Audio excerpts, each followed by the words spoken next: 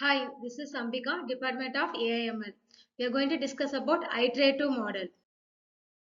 So here in case of the waterfall model, requirements are fixed and also the testing happens stage by stage.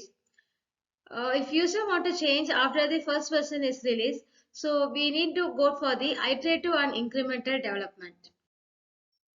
So what is iterative model? So it is nothing but software is developed in repeated cycles, which is known as iterations.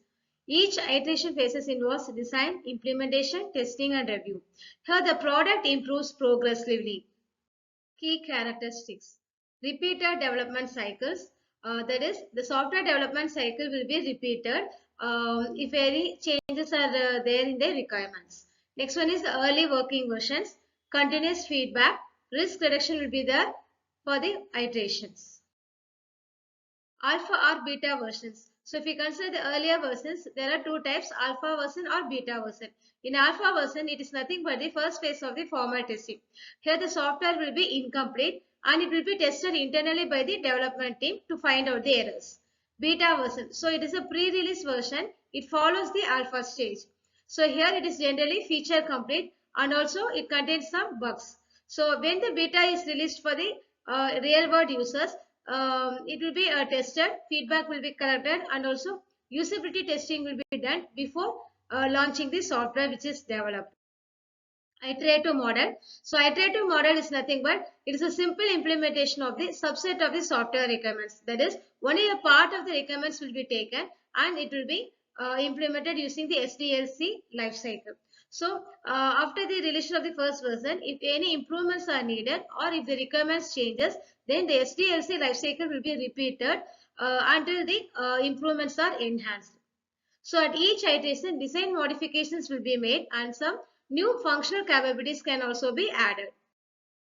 So during the software development, more than one iteration of the software development cycle will be in progress. It may be in progress at the same time. So this process is known as evolutionary acquisition or incremental build approach.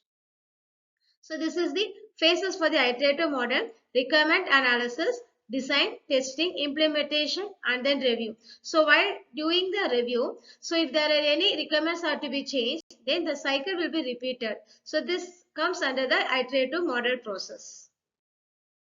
So the various phases of this iterative model are requirement gathering and analysis. So in this way, the requirements will be gathered from the customers and it will be checked by the analyst whether that project can be taken or whether we can achieve the budget or not. So once it is satisfied, the software team will be skipping to the next phase. Design. So if you consider the design phase, the team design the software by using some different diagrams. That is unified modeling language diagrams like data flow diagram, activity diagram, class diagram, state transition diagram, like that. Unified modeling language is a general purpose modeling language. So the diagrams used here are data flow diagram. It is a graphical tool which is used to represent how the data moves through the system. So next one is activity diagram. So it visualizes a dynamic flow of control from one activity to the another. Next one is a class diagram. So it is a core UML language tool which shows the system static structure. Next one is state transition diagram. So it visually maps an object life cycle. So what are the various stages and also the transitions between the stages. Implementation. So in implementation, the requirements will be written in the coding language and then it will be transformed into the computer programs. Testing. So after completing the coding phase, software testing will be done using different test methods, namely white box, black box, and gray box test methods. Deployment. So after completing all the phases, the software is deployed to the end users. Next one is review. So in this phase, after the product is developed, review will be conducted to check the behavior and the validity of the developed product. So if any errors are found, then the process will again starting from the requirement gathering. Maintenance. So in the maintenance phase, after the deployment of the software, there may be some errors or some new updates are required. So in this case, maintenance involves debugging and also some new additional options may be added. So when we have to use the iterative model.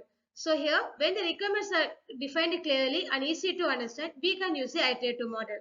So if the software application is large, we can use the iterative model. So if the requirement of changes will be there in future means then we can use the iterative model. Advantages of the iterative model. Testing and debugging will be easier here, and a parallel development it can be planned. So it is easily acceptable for the changing of the needs, and risk can be identified and resolved during the iteration. Here the limited time will be spent on the documentation and extra time will be spending on the designing. Disadvantages. So it is not suitable for the smaller projects. So more resources can be required here, and design will be changed again and again because the requirements are changing.